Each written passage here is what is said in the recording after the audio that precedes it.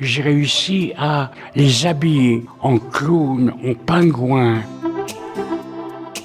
On avait comme invité d'honneur le Canada. Vous savez que les feuilles de platane ressemblent un petit peu à l'érable. Et on s'est dit avec 2-3 membres du comité, il faut qu'on peigne les platanes de la place centrale. Mais c'était quand même quelque chose d'assez conséquent. Donc on a passé toute la nuit avec une entreprise de peinture. Première personne qui traversait un peu cette place centrale, ils disaient mais qu'est-ce qui se passe? Et tout d'un coup ça leur donnait l'idée, mais c'est le Canada, la Foire du Valais. Et voilà, on voulait que la ville soit associée aussi à l'événement de la Foire du Valais. L'espace gourmand, c'est vrai que c'est tellement eu de succès qu'on avait de la peine à évacuer les gens. Donc nous avons pris une décision au départ de dire voilà, quelqu'un doit annoncer la fin du service. C'était une cloche, mais personne n'entendait cette cloche. Alors après, j'ai eu l'idée de dire mais moi je connais une chanson qui marche super bien, c'est Hells Bells de AC/DC.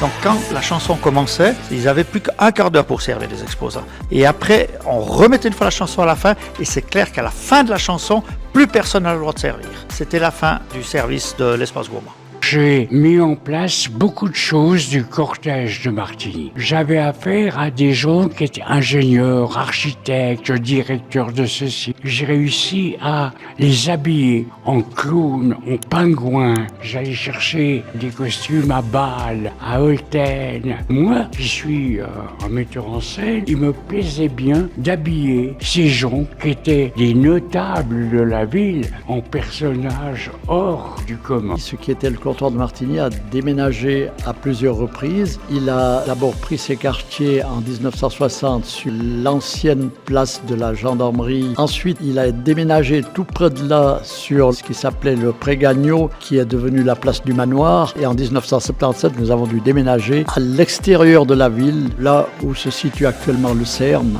Eh bien, il y a eu plus de monde que les années précédentes. Les organisateurs de la foire, finalement, avaient vu juste qu'il fallait sortir pour s'agrandir.